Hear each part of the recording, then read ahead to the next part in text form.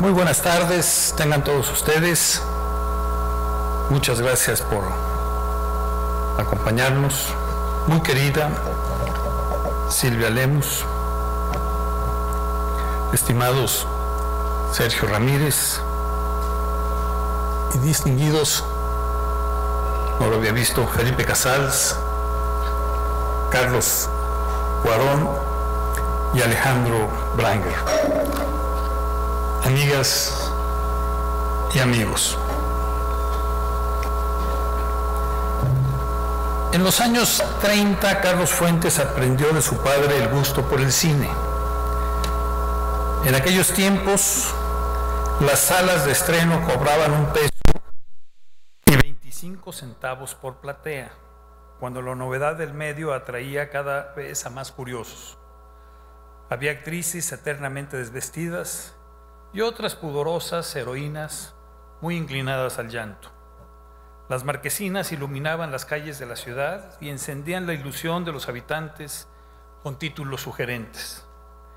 Imaginemos a aquellas personas que aún se sorprendían como niños con la magia en movimiento sobre las pantallas de plata. Todavía los cinitos abundaban en las esquinas para el disfrute de los transeúntes que gustaban de escenas pintorescas o de tonos elevados. Carlos Fuentes, hombre de una curiosidad infinita, pronto desarrolló un inmenso gusto por esta nueva práctica cultural.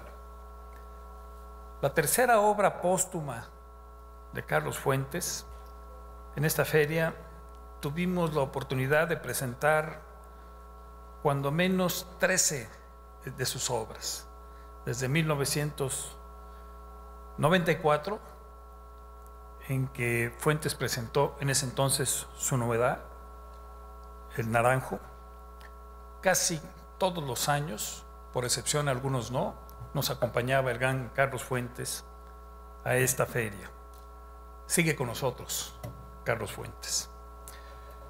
Decía que su obra póstuma, su tercera obra póstuma, Pantallas de Plata, es una ventana abierta al universo personal de nuestro querido amigo y su fructífera relación con el séptimo arte.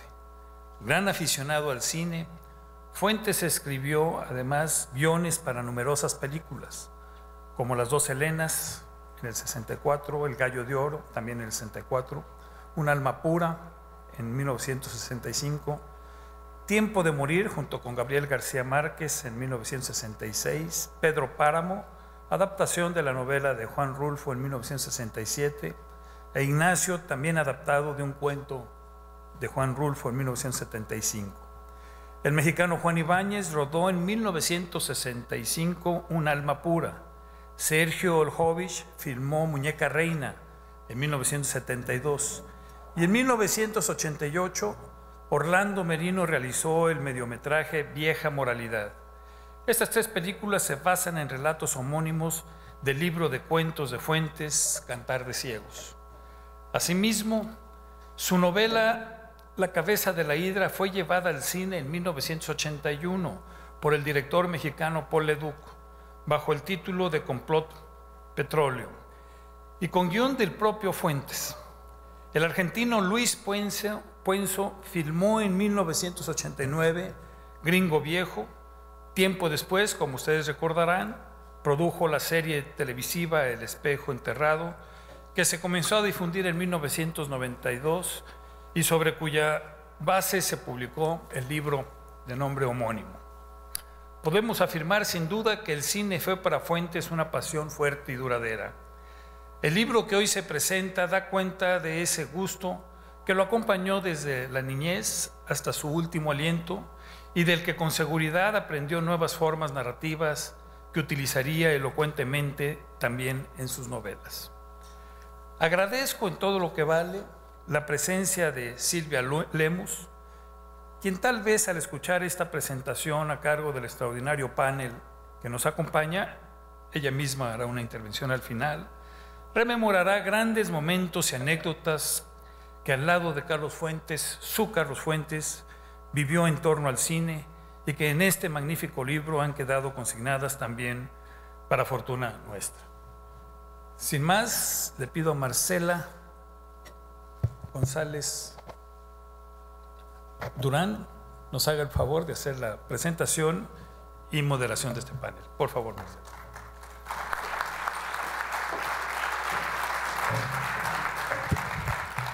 Pues muy buenas tardes. En nombre de Alfaguara también les agradezco su presencia. Pues estamos ahora frente a este libro del cual nos habló Carlos Fuentes en varias ocasiones, un libro inédito que habla, como ya lo dijo Raúl, también de su pasión por el cine y la literatura.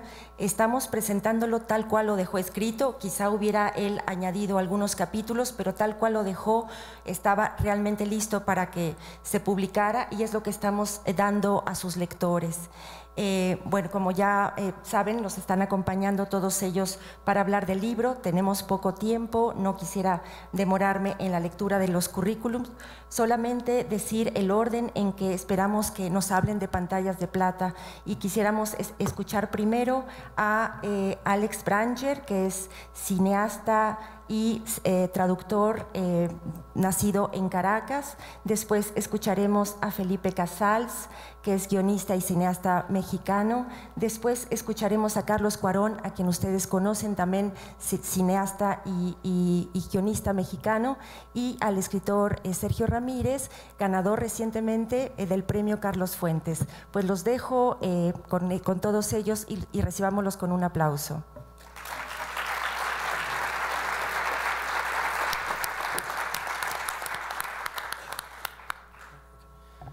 Cuando alguien me pregunta quién era Carlos Fuentes, siempre les contesto, "He was a big shot".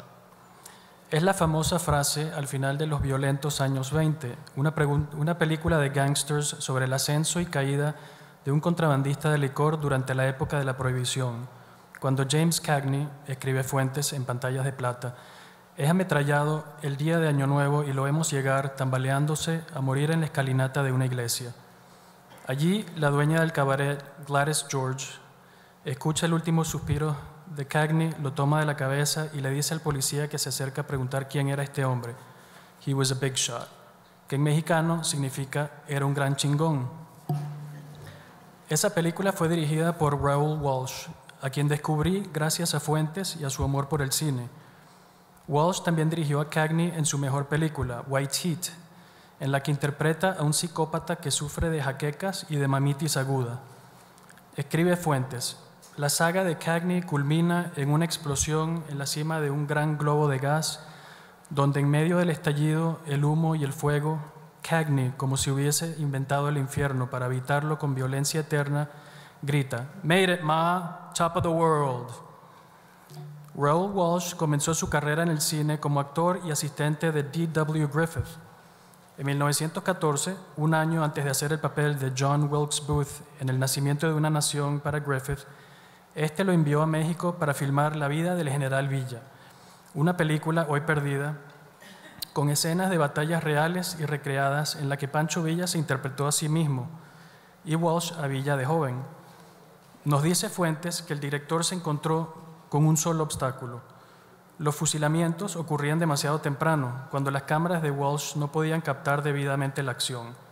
Villa, que fue una de las primeras figuras históricas en entender la importancia universal del cine, entendió la súplica de Walsh y cambió la hora de los fusilamientos de las oscuras 5 de la madrugada del desierto a las más aclaradas 6 de la mañana. Durante el rodaje de una película en Arizona, Walsh perdió un ojo cuando una liebre se estrelló contra el parabrisas de su automóvil y no volvió a actuar más. Pero al igual que otros míticos directores de visión monocular como Fritz Lang, Nicholas Ray, John Ford y André de Toth, Raoul Walsh prosperó a pesar de haber quedado ciego en un ojo y tuvo una larga e interesantísima carrera. Dirigió a Dolores del Río en las 2 películas que la convirtieron en estrella del cine silente: El precio de la gloria, una asombrosa película antiguerra e irreverente comedia de camaradería que se desarrolla en Francia durante la Primera Guerra Mundial, en la que Del Río hace de una cantinera francesa por cuyos favores compiten 2 sargentos de la Marina, Edmund Lowe y Victor McLaglen. La película guarda sorpresas para el atento espectador que lea los labios de Dolores y sus pretendientes, articulando maravillosas obscenidades que no coinciden con los subtítulos. Dolores: lay off or get laid, es decir, jodan o jódanse. Y en Carmen, Del Río hace el papel de la famosa gitana española y da rienda suelta a lo que se esperaba de esta flamígera importación mexicana: pasión, belleza y desdén. Dolores protagonizó el divertido musical Volando a Río, primera colaboración de Fred Astaire y Ginger Rogers, que vi una noche con Carlos y Silvia, y en la que Del Río baila un popular tango con Astaire que le daría el título a Fuentes para su obra de teatro Orquídeas a la luz de la luna. En la película también aparece el director mexicano Emilio El Indio Fernández, quien unos años antes había servido de modelo para la estatuilla del Oscar.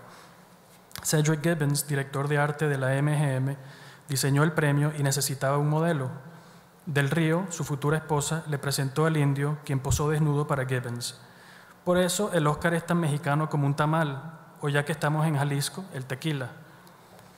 Orson Welles se enamoró de Dolores a los 17 años cuando la vio por primera vez desnuda en Ave del Paraíso, del singular King Vidor. Fuentes nos cuenta que el productor David O. Selznick le exigió a Vidor: no me importa qué historia utilices, pero al final Del Río debe ser arrojada al interior de un volcán. Cuando por fin se conocieron, nos dice Fuentes que Welles, enamorado de Dolores y de su ropa interior, la devolvió al estrellato bajo la batuta de Norman Foster en Journey into Fear. La llevó como compañera al sonadísimo estreno de Citizen Kane y luego la abandonó para irse al Carnaval de Brasil y mandar a Dolores de vuelta a México, donde prestó su bellísimo rostro a los grandes melodramas de Indio Fernández. Welles volvió a los Estados Unidos y descubrió que los estudios RKO le habían hecho trizas el final de su segunda película, The Magnificent Ambersons, una obra maestra a pesar de haber sido mutilada. Hay quienes la consideran superior al Ciudadano Kane.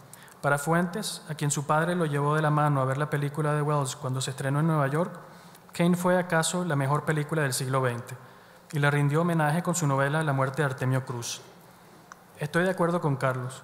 Solo quisiera saber si Rosebud, la misteriosa palabra que murmura Charles Foster Kane al morir y que al final se resuelve en la imagen de su trineo de cuando era niño, era en realidad, como dijo Gore Vidal, el apodo cariñoso que le dio William Randolph Hearst al clítoris de Marion Davies. Único en su estilo, admirado por Welles, Truffaut, Hitchcock y el maestro danés Carl Dreyer, Ernst Lubitsch fue uno de los directores predilectos de Fuentes, quien admiraba sobre todo sus sofisticadas y amorales comedias sexuales de la época pre-code, en las que abundan el humor efervescente, los diálogos chispeantes y las sugerentes metáforas visuales que se conocerían como el toque Lubitsch. Las puertas se abren, las puertas se cierran. ¿Qué ocurre? ¿Qué hay detrás de las puertas? Todo es imaginado a través de la cerradura. Lubitsch evade el puritanismo no escrito de Hollywood y el código Hays gracias a las puertas. Y lo que ocurre detrás de las puertas es un ménage à trois, la delicuescente relación de dos mujeres y un hombre, Kay Francis, Miriam Hopkins y Herbert Marshall en Trouble in Paradise, y de dos hombres y una mujer, Gary Cooper, otra vez Miriam Hopkins y Frederick March en Design for Living. En Trouble in Paradise, la favorita de Fuentes y del mismo Lubitsch, Gastón Monescu, un elegante estafador y ladrón de joyas, conoce y se reconoce en la irresistible carterista Lily cuando se intentan seducir y estafar mutuamente. Se enamoran y deciden estafar juntos a la millonaria Madame Colette, pero surgen problemas en el paraíso cuando Madame Colette seduce a Monescu. Es una película luminosa, hecha por adultos, para adultos, y es la perfección. Alfred Hitchcock le rindió un homenaje a Lubitsch con To Catch a Thief, en la que Cary Grant es un ex-cat burglar o ladrón de joyas, que bien podría ser Gastón Monescu, ahora jubilado en Montecarlo, forzado a salir de su retiro para atrapar a un copycat o imitador que anda tras las joyas de la bella Grace Kelly, antes que la policía lo atrape a él. En más de una ocasión sorprendí a Carlos viendo North by Northwest, también con Cary Grant, galán de galanes, actor de actores, favorito de Hitchcock, y la divina rubia Ava Marie Saint. Siempre pensé que Carlos tenía algo de Cary Grant, único en su estilo, creador de un estilo, y siempre me lo imaginaba en una película de Hitchcock de intriga internacional, atravesando el mundo con Silvia, su sensacional güera, siempre a su lado.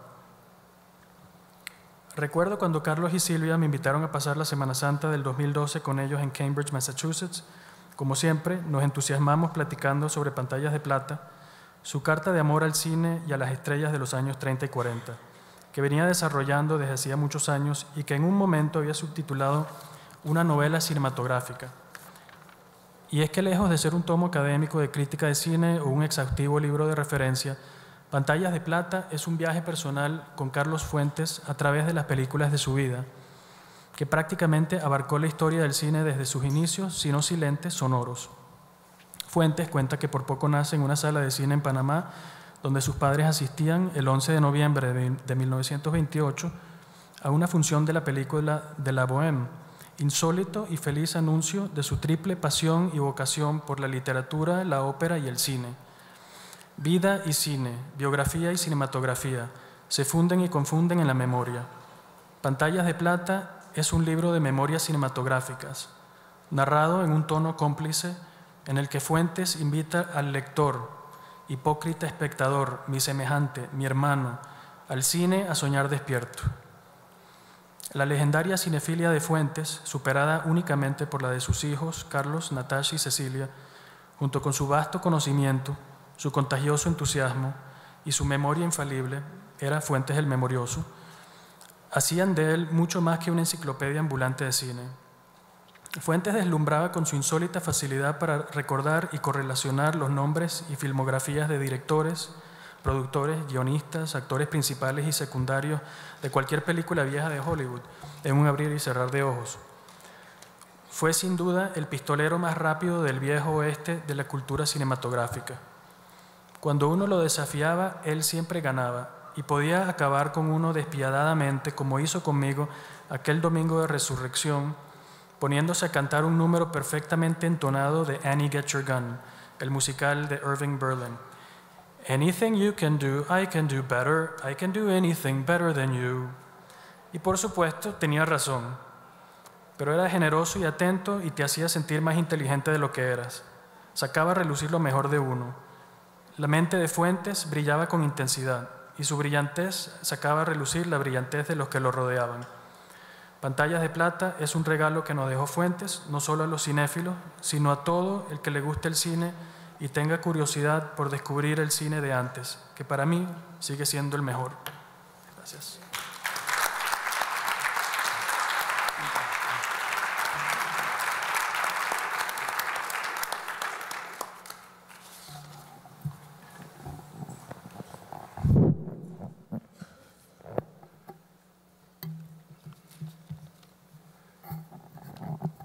Primero, quiero dar las gracias a Silvia Lemos y Alfaguara por haberme invitado a presentar Pantallas de Plata de Carlos Fuentes, porque su lectura me divirtió como a un enano. No hay nada como volverse a asomar al recuento de aquellas pantallas que hicieron de nosotros auténticos maniáticos tempraneros de ese Hollywood del que siempre se ha dicho, y bien dicho, que era la meca del cine. El memorioso y muy entretenido libro de Fuentes no es una recopilación de sesudos comentarios para estudiosos con sus respectivas fichas técnicas, sino una visión detallada y divertida del cómo y del por qué las estrellas de aquel Hollywood son las que motivaron este recuento ágil, agudo, a veces despechado, no siempre, pero siempre personalísimo, del cine que vimos de chamacos, del cine que no pudo repetirse a sí mismo, del cine que nos alejaba irremediablemente de nuestra propia realidad y al mismo tiempo estaba tan cerca de nuestras ilusiones de adolescentes privilegiados. Del cine repleto, con 1000 espectadores en la sala que se quedaban sin aliento, al unísono, mientras Sitcharis, sin más cuentos, nos mostraba por qué se decía que tenía las piernas más bellas del mundo.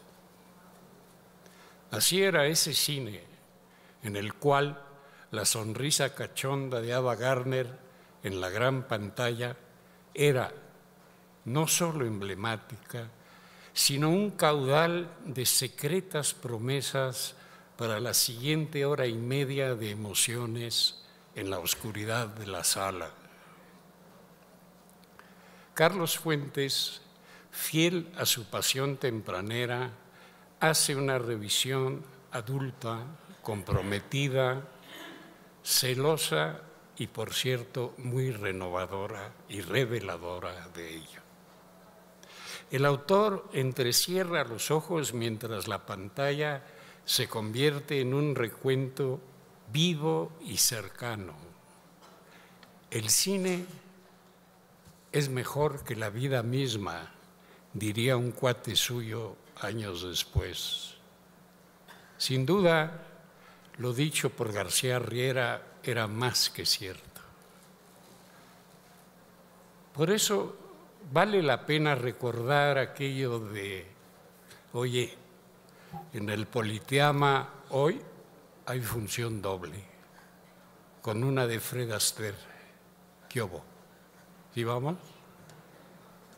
El ajuste de cuentas entre lo que la memoria logra conservar de ciertas imágenes y lo que el exigente corazón no quisiera olvidar, tiene un lugar privilegiado en este minucioso recordatorio de aquellas presencias inalcanzables que habitaban decorados suntuosos, que bailaban por las calles de día y de noche, que medían su hombría con miradas heladas antes del desenlace final, que se entrelazaban amorosamente ignorando un incendio infernal a sus espaldas,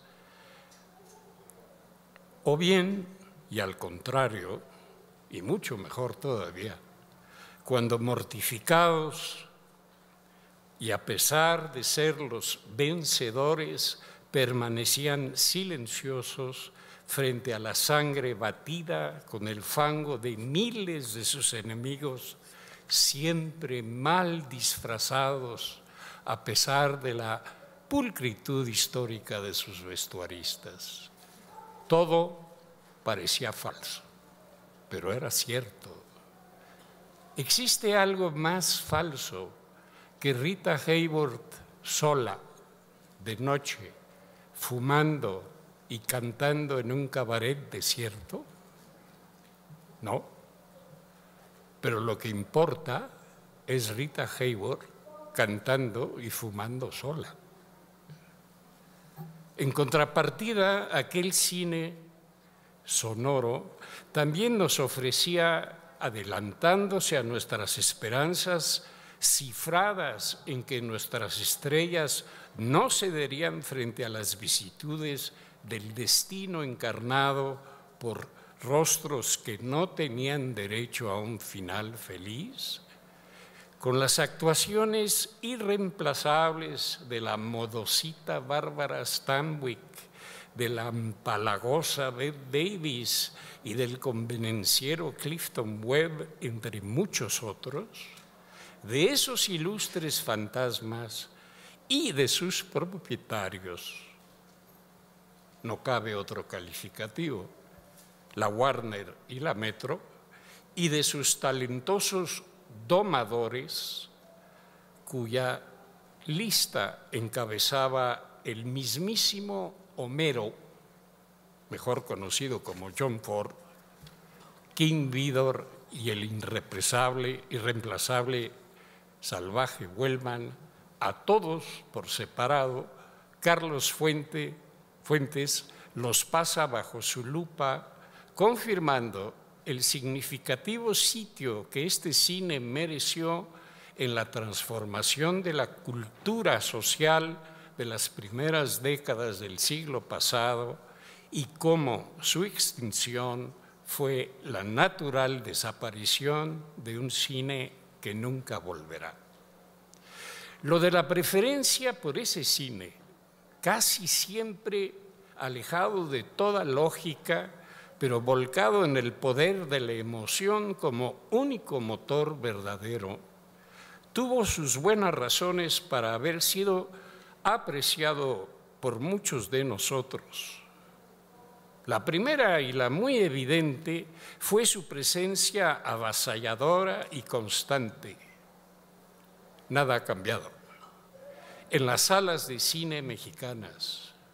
Luego, su indiscutible calidad formal, a pesar de sus reiterados traspiés por contener en sus entretelas y con tapujos vergonzantes la promoción de los principios de una moral social artrítica, pero con serio encaje entre la gente de bien de aquel México posrevolucionario.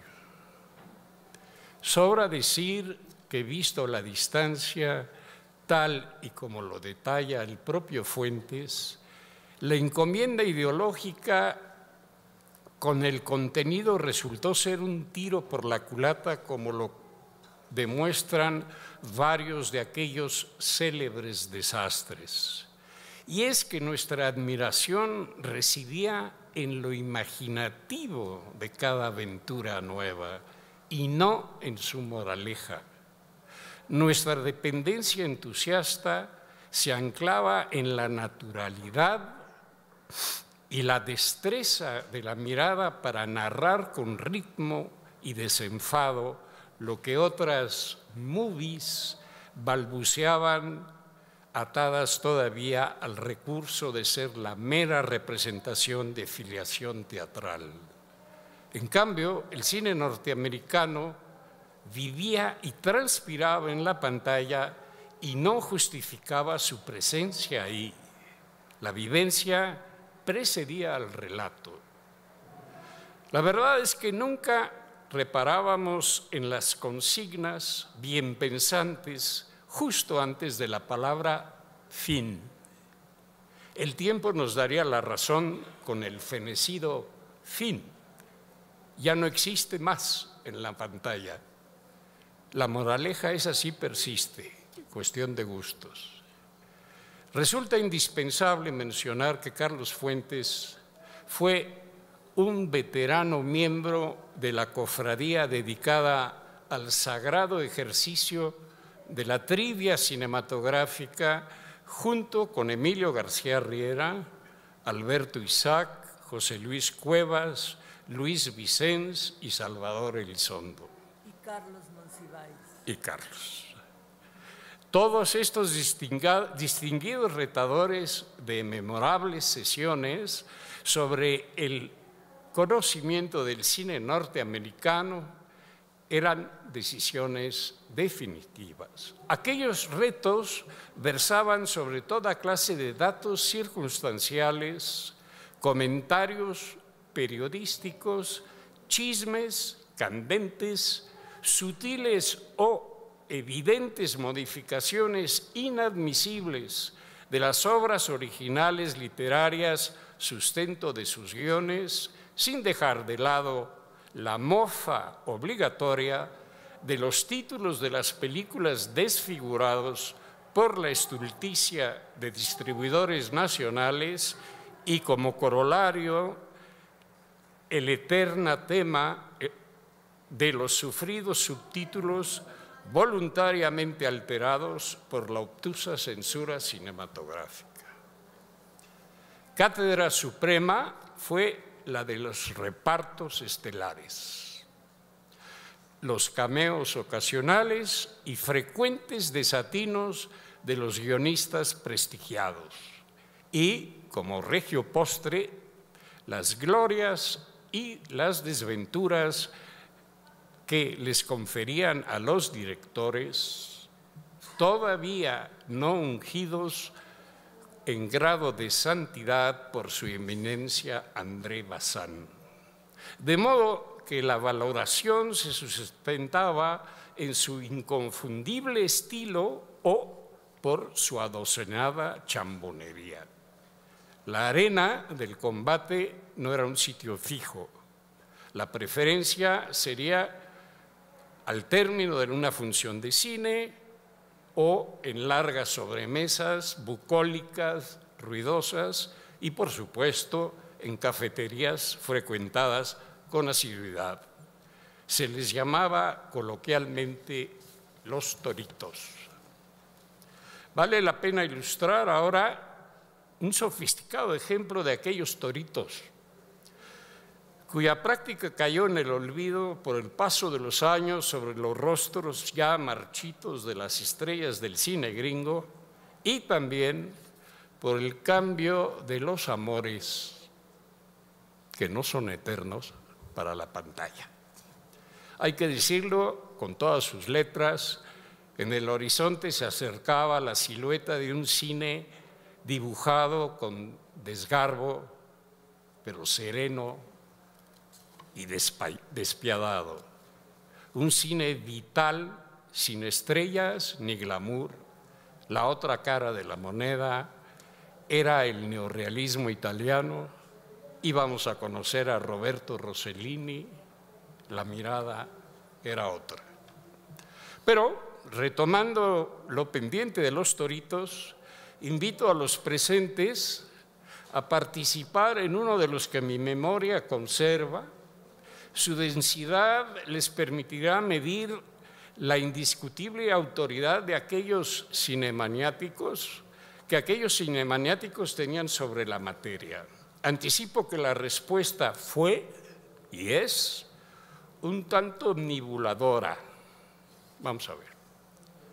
¿Qué joven actriz nacida en Varsovia en 1917, cuyo verdadero nombre era otro y interpretaba el papel de la pretendiente de Dan Dureya en la película en que Richard Conte se enamora perdidamente de la mujer de Alan Ladd? Me doy. ¿Alguien? Creo que tú eres el único. ¿No? Nadie. Nadie. Dínoslo. En aquella memorable ocasión, la respuesta al unísono la dieron García Riera y el Güero Isaac entre carcajadas.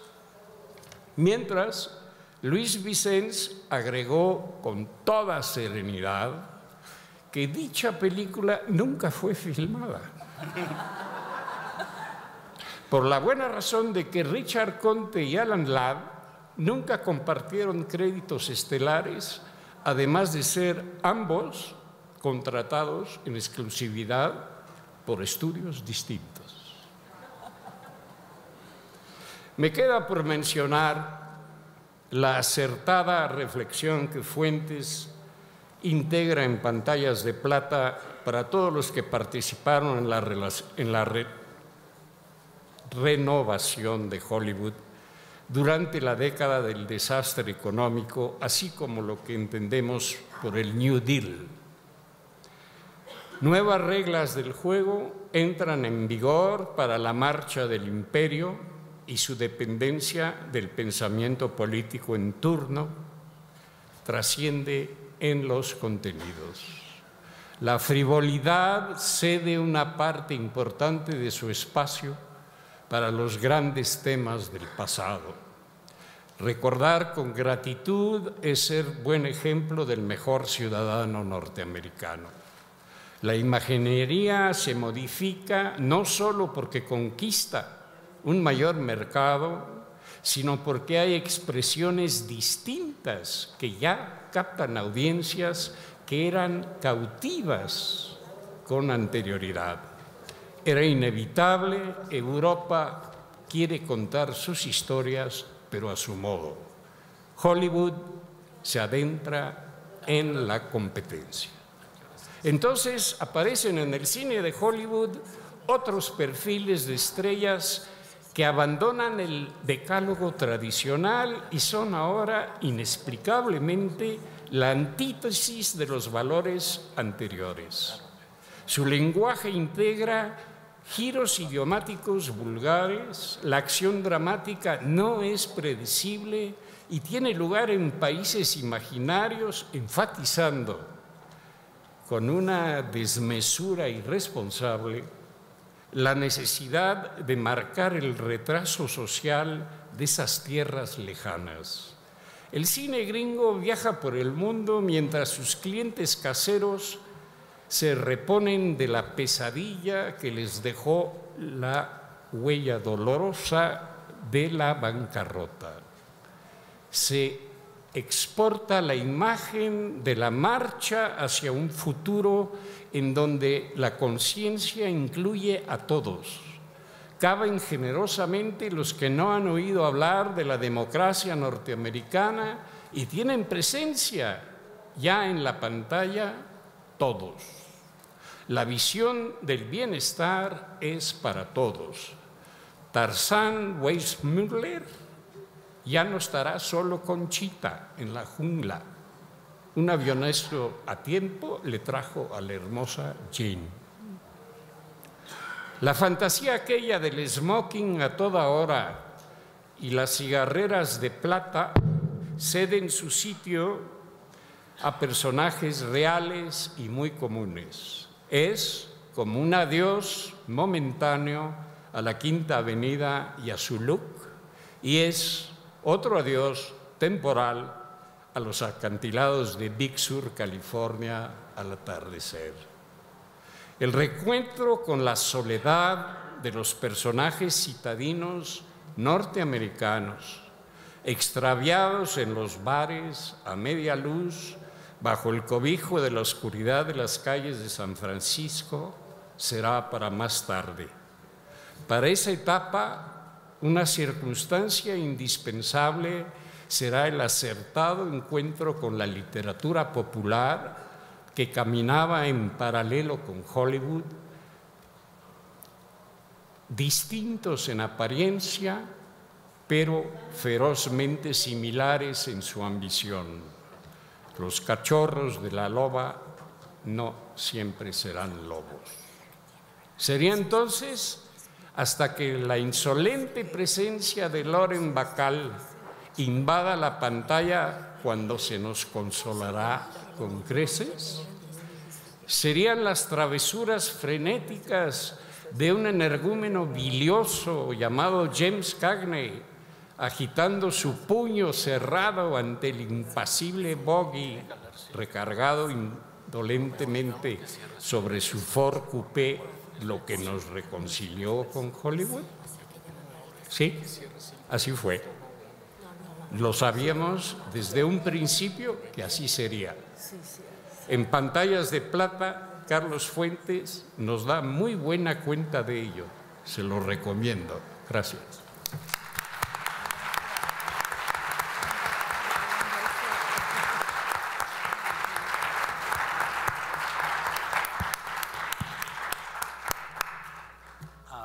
Buenas noches. Yo antes que nada quisiera celebrar la vigencia de un gran autor y sobre todo porque esa vigencia se da en este caso por esa atracción casi mágica que produce el cine, que a casi todos nos ha sucedido, no a todos porque pues, no para todos es el cine, y que a cada quien nos sucede de una manera particular. Es claro que para Fuentes, según nos cuenta en su libro, su amor nació por el cine pues desde que nació, porque casi nace en un cine en Panamá, cuestión que lo hace muy interesante. En mi caso personal, pues bueno, a mi hermano Alfonso le gusta contar una anécdota. Y yo, que vengo de la literatura, tenía a una novia de manita sudada, que era la literatura, y él me presentó a esta prostituta llamada Cine, y como soy un tipo muy fácil y la prostituta es muy buena, me dio muy buenos blowjobs y ahí me quedé. El caso de Fuentes es totalmente distinto, ¿no? Obviamente él se casó con la literatura, además de con Silvia, y obviamente cayó fulminado por el cine. Y en este libro nos regala su erudición y su conocimiento enciclopédico, pero sobre todo ese gran amor que se siente en cada página, en cada palabra de la lectura del libro. Un libro además tremendamente evocativo. El primer capítulo, o el segundo, no recuerdo bien ahora, nos habla del cine Balmori, que fue el primer cine sonoro en México, de la expectativa de la Ciudad de México y de la colonia Roma para abrir ese cine Balmori, que nunca llegué a conocer en las calles de Álvaro Obregón. Yo crecí en la colonia Roma. Pero mi Balmori se convierte en el cine estadio, que luego se volvió el Teatro Silvia Pinal y ahora es una iglesia cristiana, y el cine Gloria, que desapareció con su gloria y sus funciones de 2 pesos, con cine permanencia voluntaria, el cine Las Américas, que se volvió un multiplex antes de volverse un rascacielos, ¿no? El libro también nos da a entender la naturaleza del cine, que es cómo nace nuestra afición por el cine. La de todos nosotros nace como espectadores, a menos de que seamos los hermanos Lumière. Y así empezó, por supuesto, el amor del cine de Carlos Fuentes, como el mío, como el de ustedes. Y es, como dice él, en donde el espectador se vuelve actor. Digo, lo dicen palabras mucho más bonitas, ¿no? Y vive en carne propia las historias. Eso es lo que nos hace, pues, vivir realmente en carne propia las historias que vemos y que nos transporta durante 1 hora y media o 2 horas a un lugar muy especial, y que entramos de distintas maneras. En general, los hombres entramos mucho al cine por la presencia femenina, y quisiera pensar que las mujeres entran al cine por la presencia masculina. El elemento femenino en el cine, pues, las divas, el cine no sería cine sin las divas, y en este sentido Fuentes, el escritor, nos regala varias descripciones en el libro que quisiera compartir con ustedes. Hablando de los ojos de las actrices: ojos de incendio nocturno de Pola Negri, ojos de laguna envenenada de Gloria Swanson, ojos de orgasmo nómada de Greta Garbo. Coño, no, orgasmo nómada, yo quisiera uno de esos, pero la verdad es que, o sea, ves la mirada de Greta Garbo y, perdón, ojos de orgasmo nómada, ¿no? Es la precisión de un gran escritor, ¿no? Y cómo nos seduce la actriz. Yo me enamoré a los 6 años por primera vez, y me enamoré de una niña de 10 años. La niña se llamaba Melody y estaba en la pantalla de plata. Por supuesto, no la podía tocar, pero vi como 1000 veces esa película. Y porque me enamoré de esa niña, y porque me enamoré de los 400 golpes de Truffaut cuando la vi a la edad de Antoine Doinel, a los 13 años, hice Besos de Azúcar, que es mi película más reciente. Y a través de esta admiración a lo femenino, nos encontramos también con este otro párrafo: todos esos labios que se acercan tentadores y húmedos, no a una cámara, sino a tus labios, vicario, espectador, mi semejante, mi hermano. Labios de todas las formas y tamaños, súbitamente disponibles en el mostrador de plata de una pantalla. Desde los labios largos, tan amargos como ansiosos de hombre, de la danesa Asta Nielsen, hasta los labios de capullo, inverosímilmente dibujados como sobre la punta de un alfiler sangrante, de la gringa Mae Murray. La viuda alegre de von Stroheim, conocida en el mundo entero como The Girl of the Bee-Stung Lips, la chica de los labios picados por la abeja. O sea que, con todo respeto, pero hasta el maestro Fuentes tenía la debilidad por la mujer. En mi caso, claro, somos generaciones distintas. Él creció viendo este cine de los 30s y 40s que tanto admira. Yo la verdad es que empecé a ir al cine no solo porque me enamoré de Melody, sino porque trataba de buscar tanta boobie como me pudieran presentar en la pantalla. Me tocaron los 70s, Felipe me regaló algunas, se las agradezco todas. Okay. El libro en realidad se trata del Hollywood Babylon. Es un poco del cine mudo, pero sobre todo el Hollywood de los cines 30s y 40s. Ese Hollywood Babylon, que es un Hollywood oscuro y corrupto, del que Fuentes no menciona nada. Él menciona las películas, no las tras bambalinas, no lo que está atrás en la mayoría de los casos. Ese Hollywood Babylon, que es a donde pertenece Fitzgerald, con su último magnate, novela inconclusa, sobre la historia de Ludwig Thalberg, uno de los grandes magnates de Hollywood en los años 20 y 30, las historias de Pat Hobby, este pobre guionista que le iba tan mal en cada cosa que le sucedía, pues porque lo mismo le sucedió a Fitzgerald. Porque eso es Hollywood y ese es el Hollywood Babylon. Hollywood es un lugar que no recibe con los brazos abiertos a los buenos escritores, al contrario, los escupe y los pisotea. Ese es el caso de Fitzgerald y es el caso de Faulkner, que, bueno, acabó borrándose el hígado a base de bourbon viviendo o tratando de escribir para los estudios infructuosamente. Ellos, Fitzgerald y Faulkner, como Barton Finks, como estas figuras de los hermanos Coen, en donde las paredes se desacarapelan y el ambiente es realmente opresivo, eso es lo que les tocó vivir. Pero afortunadamente Fuentes no nos da eso, nos da el lado luminoso, nos da el resultado. Y ese resultado es una enorme admiración a los actores y a los directores, y es impresionante la memoria. Digo, yo creí que yo tenía memoria de elefante hasta antes de leer este libro, y darme cuenta que no, que ante maestros como Fuentes mi memoria es bastante prescindible, y esta, por supuesto, muy envidiable. Nos regala un pequeño capítulo sobre el cine mexicano, también sobre la misma época. No quieran buscar nada contemporáneo, porque todo está realmente dedicado a los años 30 y 40. Y hasta nos regala un chisme maravilloso. Cannes 1977, él es parte del jurado en donde Rossellini es el presidente. Y el presidente del Festival de Cannes, cuyo nombre omito a propósito porque lo olvidé a propósito, quiere obligar al jurado a que el premio se le dé a una giornata particolare de Scola. Pero Rossellini con el jurado habían decidido que se lo merecía padre padrone de los Taviani. Bueno, obviamente el premio fue a los Taviani. El director del festival declaró lo contrario y quedó al final en ridículo. Eso lo único que demuestra es que la cultura del dedazo no solo es del PRI, no solo pertenece al Sistema Nacional de Creadores, se puede ver en todos lados, incluido el festival más importante del mundo. ¿Okay? Y al final de esto, de las pantallas de plata, ¿qué puedo concluir? Dos cosas.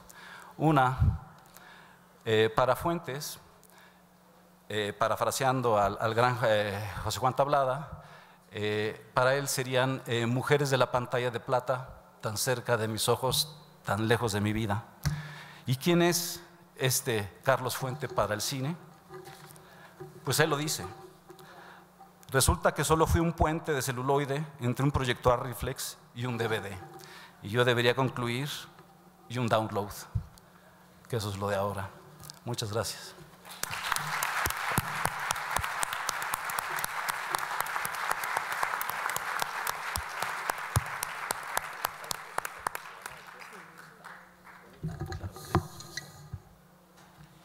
Bueno, dichosamente casi todas las cosas han sido dichas.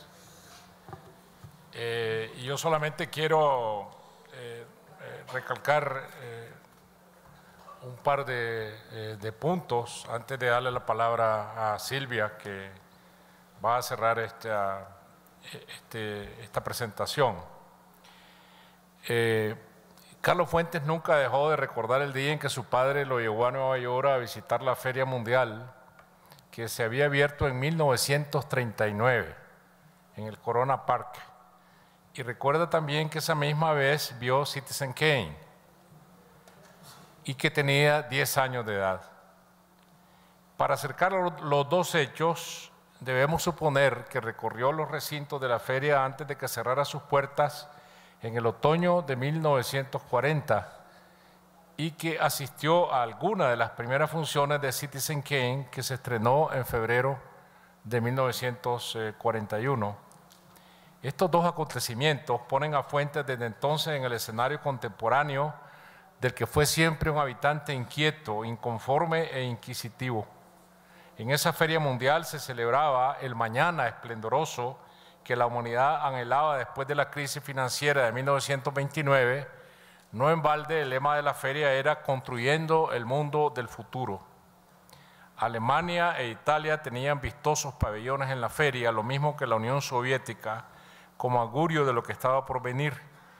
Muy pronto aquella visión del mañana desembocaría en los espantos de la Segunda Guerra Mundial, la aniquilación de ciudades enteras, los campos de concentración y los hornos crematorios, los gulag y el tiro en la nuca, y finalmente la destrucción nuclear de Nagasaki e Hiroshima, revividos en Hiroshima Mon Amour de Alain Resnais.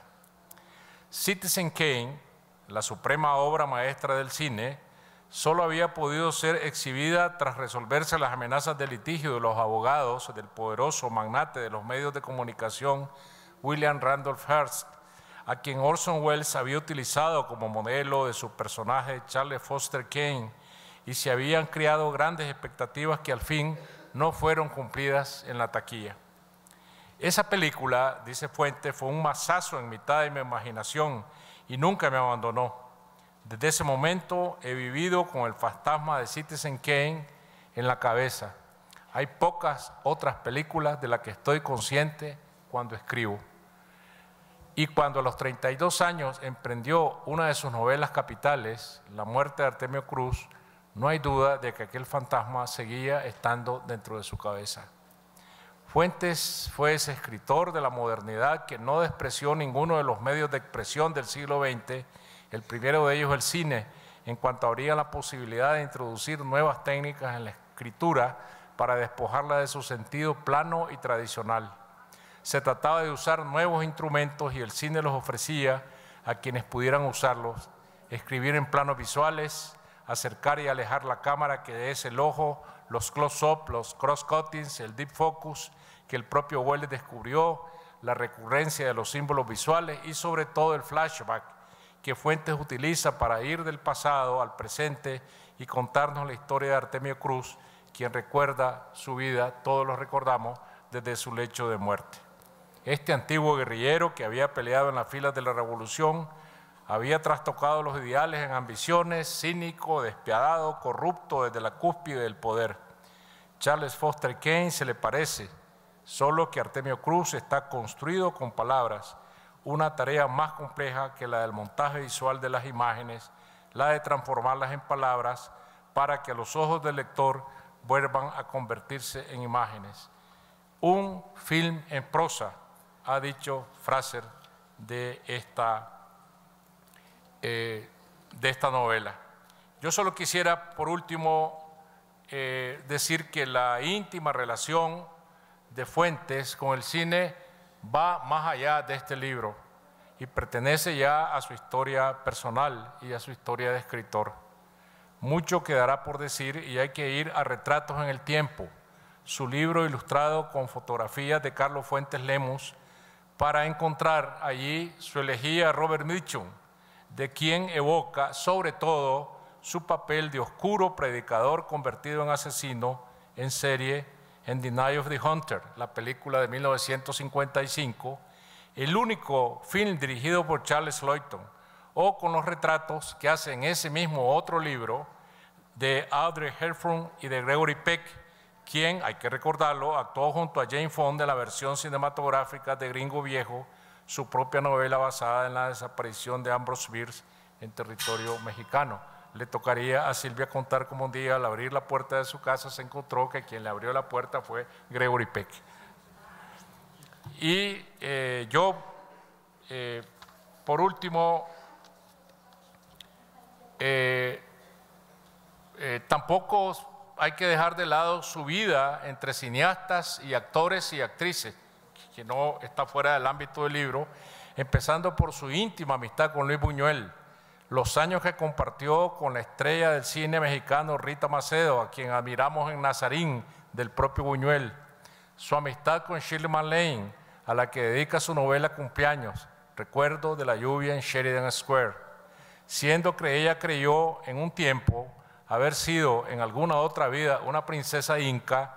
Él le dedicó esta novela que trata sobre la metempsicosis, o sea, la reencarnación de las almas en otros cuerpos, siempre dispuesto Carlos a hacerle guiños a la eternidad. Y en fin, la relación con Jean Sever, la Santa Juana de Arco de Otto Preminger, en la película de 1957. Patricia de Sin Aliento, al lado de Jean-Paul Belmondo, dirigida en 1960 por Jean-Luc Godard, y la Diana Soren de Diana la Cazadora Solitaria, de la novela de Carlos Fuentes. Sí, le dedicó una novela entera. Por último, tenemos que entender que para Fuentes el cine fue vida y la vida fue literatura y viceversa. El cine en la vida, o más bien en sus entrañas. Los fantasmas que nunca dejaron de acecharlo desde la pantalla de plata. Al cine se va a soñar, dice mi padre, recuerda Fuentes, y su padre, y mi padre dice, se lo dice a ustedes. No entiendes, no saben soñar. Al cine se entra a soñar, lector, espectador, mi semejante, mi hermano. Esta frase está en su libro, esperándoles a ustedes, y está en la vida de todos nosotros. Hay que descorrer la cortina, hay que rasgar la pantalla de plata. Muchas gracias.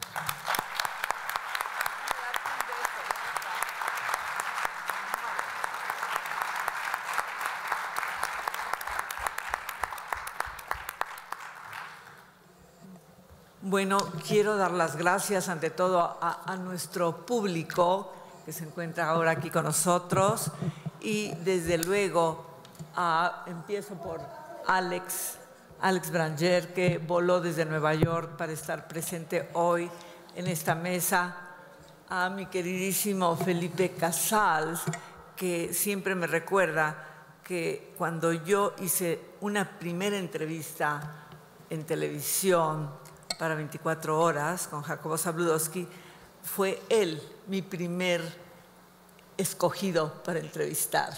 Gracias, Felipe, por estar aquí también.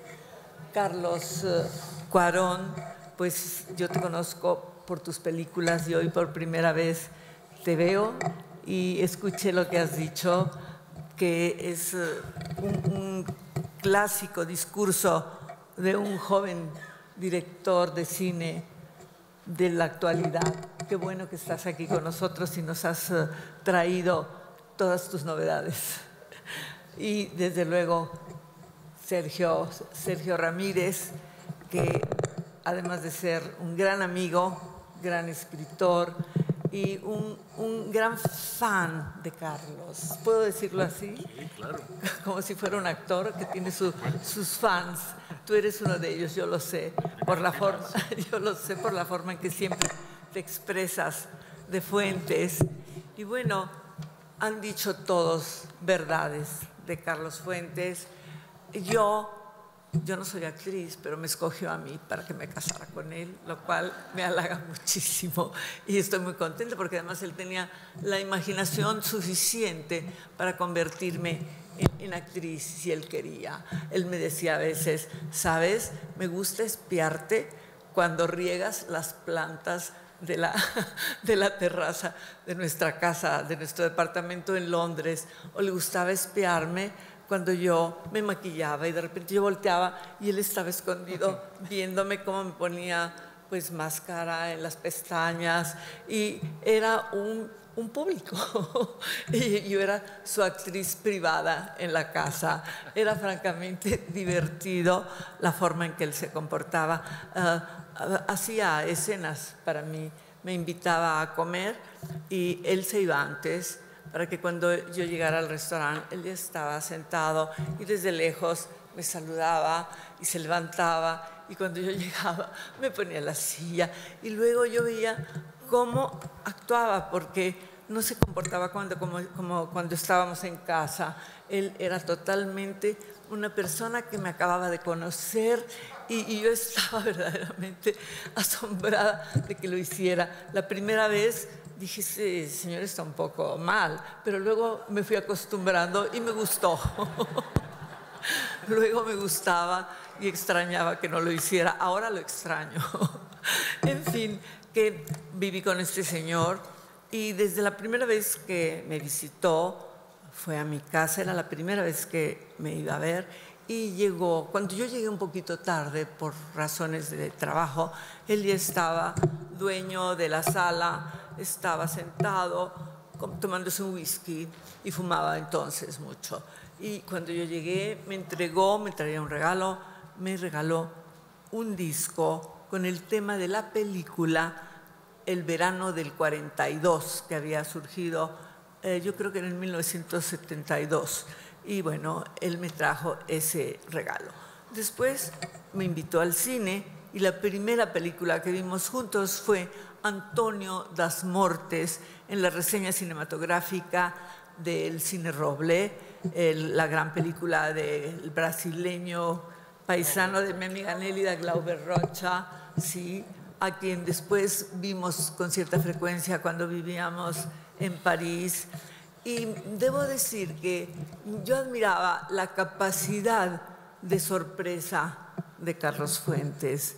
Se sorprendía de ver una película que ya había visto hacía mucho tiempo y era como si la viera por primera vez. Se emocionaba, era prácticamente partícipe de lo que sucedía en la pantalla, al grado de que a mí me admiraba primero un poco que fuera así. Yo decía, qué exagerado es, pero no era exagerado, era la realidad.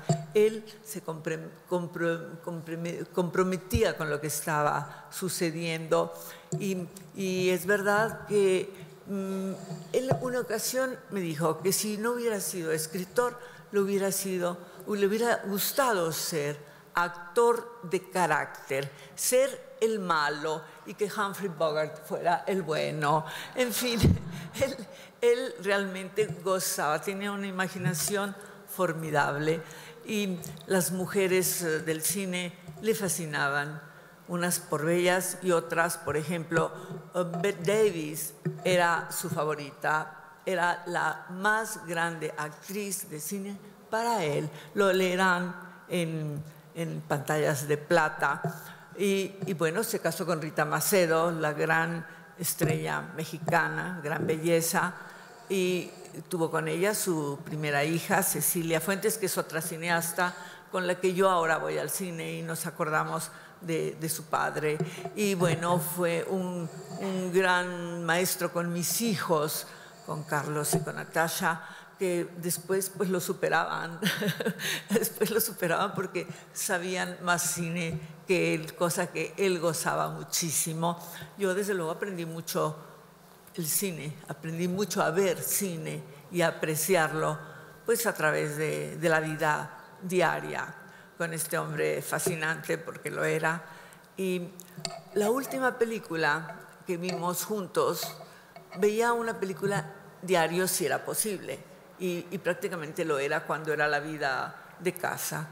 Y la última película que vimos fue una película argentina. Llegamos de Buenos Aires 2 semanas después de este viaje que hicimos al Cono Sur, y allí él siempre compraba películas antiguas, le gustaba muchísimo porque sentía la nostalgia de sus 16 años, vivió 16 años en Buenos Aires, no, vivió a los 16 años, 1 año en Buenos Aires, y sentía nostalgia por ese mundo que se le abrió en esa gran ciudad, Buenos Aires, y compraba películas cada viaje que hacíamos. El día anterior a su partida, que fue el 14 de mayo, por la tarde, vimos tarde, tipo México, las 7:30 de la tarde, que ya son noches. Y allí estuvimos viendo una película que acababa de comprar, que se llama La guerra la gano yo, de Francisco Múgica, una película después de la Segunda Guerra Mundial, con un tema en que, no puedo, me avisan que ya debo terminar, no puedo ir más, pero es una película que a él le gustó mucho y que la vimos juntos. Nos despedimos del cine sin saberlo, viendo La guerra la gano yo, y pues ya no puedo seguir más. Tengo que dar las gracias a todos ustedes otra vez por acompañarnos, y creo que Carlos, donde quiera que esté, está muy feliz. Gracias.